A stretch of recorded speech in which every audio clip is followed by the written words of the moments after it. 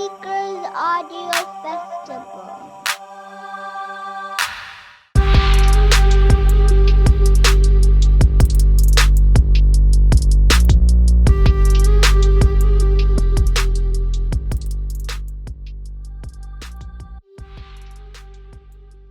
I hastily packed my things into a small travel bag, escaping from the war that unexpectedly broke out across Ukraine a couple of days ago. People usually take essential items like documents, money, and a few clothing items. Instead of clothes, I took important documents, a small amount of cash, and 2 precious gifts. These gifts held great value for me, and I couldn't leave them behind. The road to Ireland, where my youngest daughter was studying, was incredibly difficult.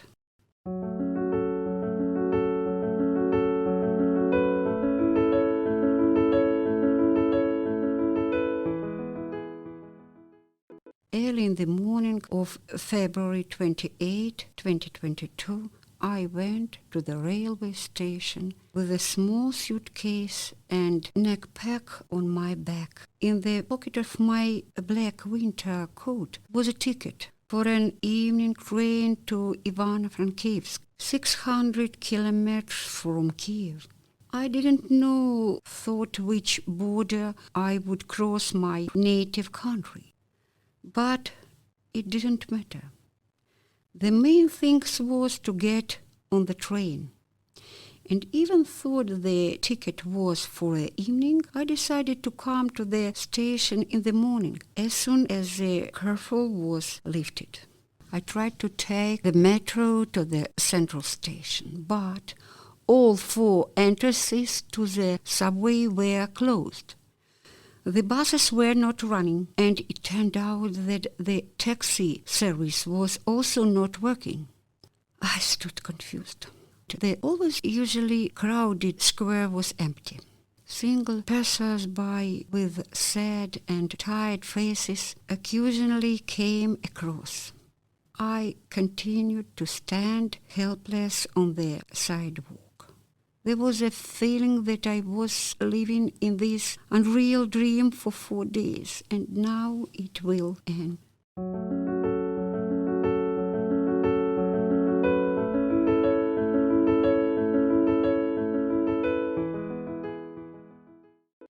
On February 24, the day the large-scale war began, I woke up very early from explosions. A strong row was heard somewhere nearby. I decided they were making a movie. The house I live in is a picturesque place on the banks of the Dnieper. There is a very beautiful church nearby. They often came here to shoot movies. But alas, it was a terrible reality. The shooting took place in Gostomel at the military airfield. Explosions and shooting could also be heard from the other side, from the left bank of the Dnieper. The village of Brovary was bombed early in the morning, and there were also battles.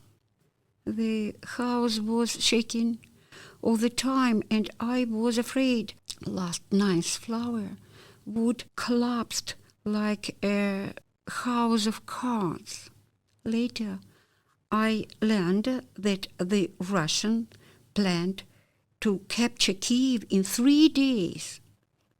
In Gostomel, there remained a company of a conscription who usually don't participate in battles, as well as management officers, military psychologists, financiers.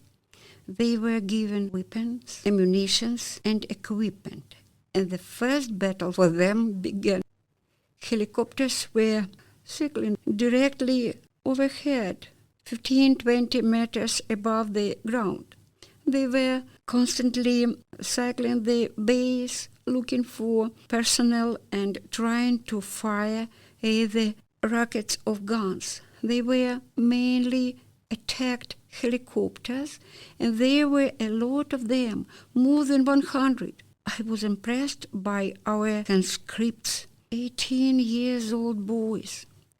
After all, they had no experience. However, this didn't stop them.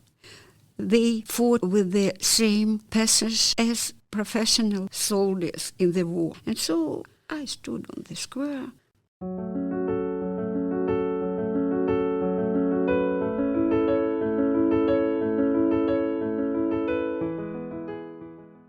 On the 5th days of the war, in front of the closed entrance, the subway platform was used as a bomb shelter from the first hours of the war. Women with smaller children, animals, elderly people were there day and night. There were constant air alarms, and many didn't have strength to walk all the time from the apartment to the shelter and back.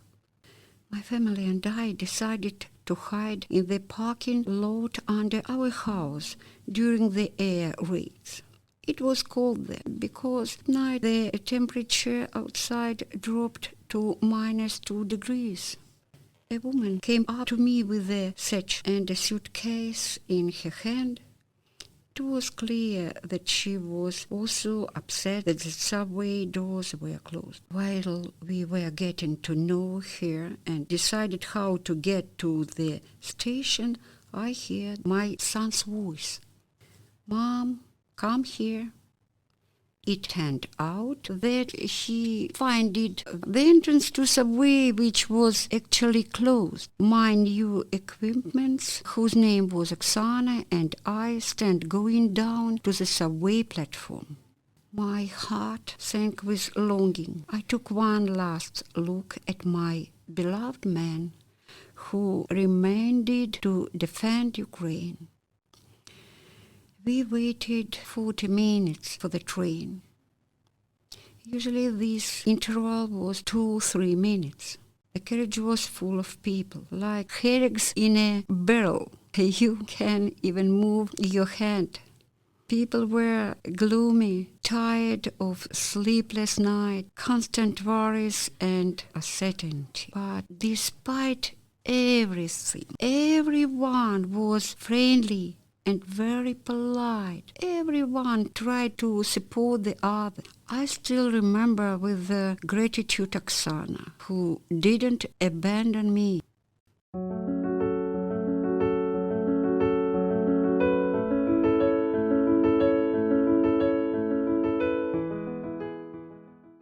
The station was full of people. The arrival of the train to Ivano-Frankivsk was announced.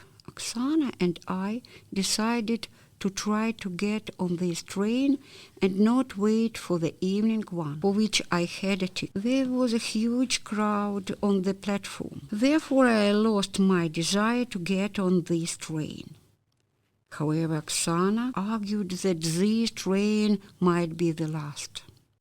An air raid siren wailed. People started looking around for shelter.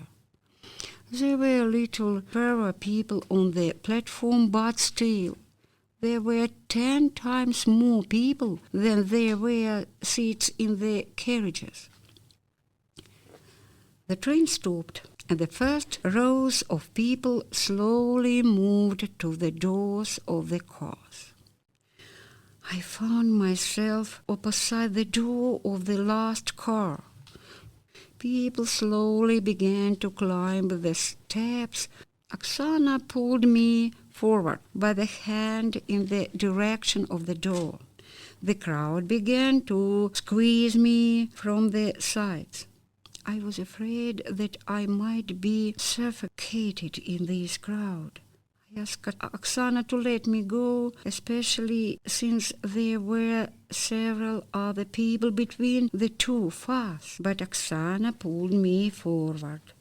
I tried to pull out my hand and return to the station buildings, although my brain said that this might be the last chance. Suddenly, a woman in front of me began to shout, "Careful, don't trample the child." The crowd stopped, parted.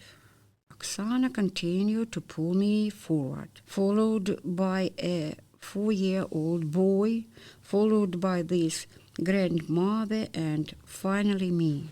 We moved as a quartet to the door of the carriage. They helped me climb the steps. The carriage was already full of people.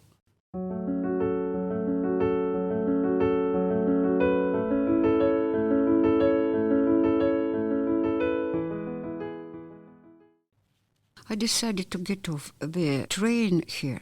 Lviv railway station was crowded. People slept on the floor, sat in ground, talked, ate. I remember that I hadn't eaten since the morning, or rather since the morning of the previous day. I took only 2 papers and a half-liter bottle of water on the road. There were many volunteers at the railway station who helped with accommodation. It turned out that there is a branch of my eldest daughter working in Lviv, and the management of the Lviv office allocated a bus for the families of employers.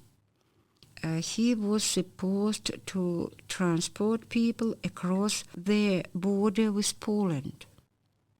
I was lucky. The bus was supposed to leave in the evening of that day. I felt excitement and worry for my relatives who remained in Kiev. I wrote everyone morning messages. Learned that there were several air alarms at night. I gathered myself very quickly and went down to the half to wait for the bus, which was supposed to be only in 12 hours. It was a strange feeling. On the one hand, fog in the head from exciting days and sleepless nights, and on the other hand, a strong excitement.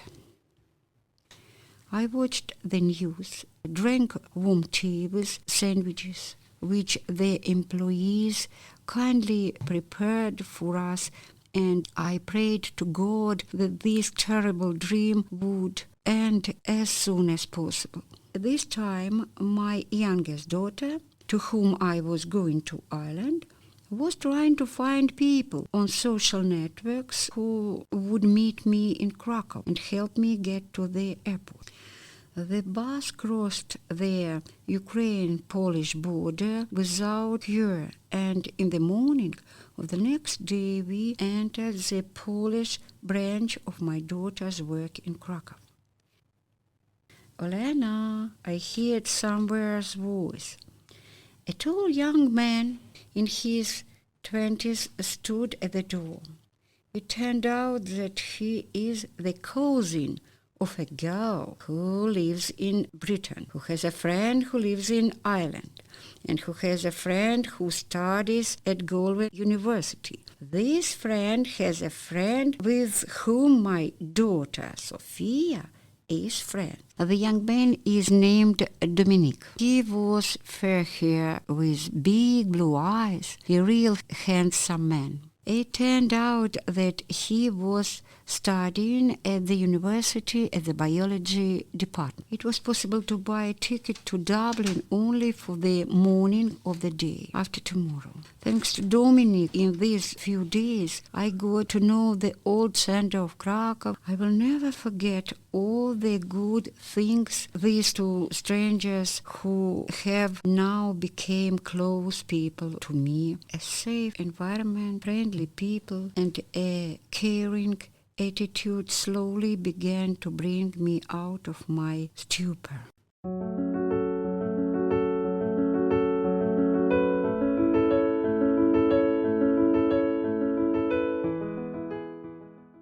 Early in the morning of March 3, I set foot on the land of a wonderful, fabulous, a green island. Ireland became a second mother for me, who supported me with the care. Irish people turned out to be very friendly, open, people who are ready to share everything they have with you. The country's history was somewhat similar to ours, and these open people, this evergreen landscape, the majestic ocean, all these give me the opportunity to calm my heart and have confidence that good will win and the war will end soon. Now on my table are two valuable gifts that I brought from Ukraine. A biology textbook that helps me prepare for online lectures for students in distant Ukraine. Next to the biology textbook, it's a diary in which I record my thoughts, observations, and adventures from my life in Ireland. A bright, evergreen, and magical country. Here I find solace for my soul and power out my emotions on the pages. These two gifts remind me of my perilous journey from war-torn Ukraine to fairy tale Ireland. Maybe that is finish of my story, of my journey. The Soundseekers Audio Festival 2024 is funded by the Arts Council of Ireland, the Centre for the Integration of Research, Teaching and Learning at University College Cork, and the National Forum for the Enhancement of Teaching and Learning in Higher Education.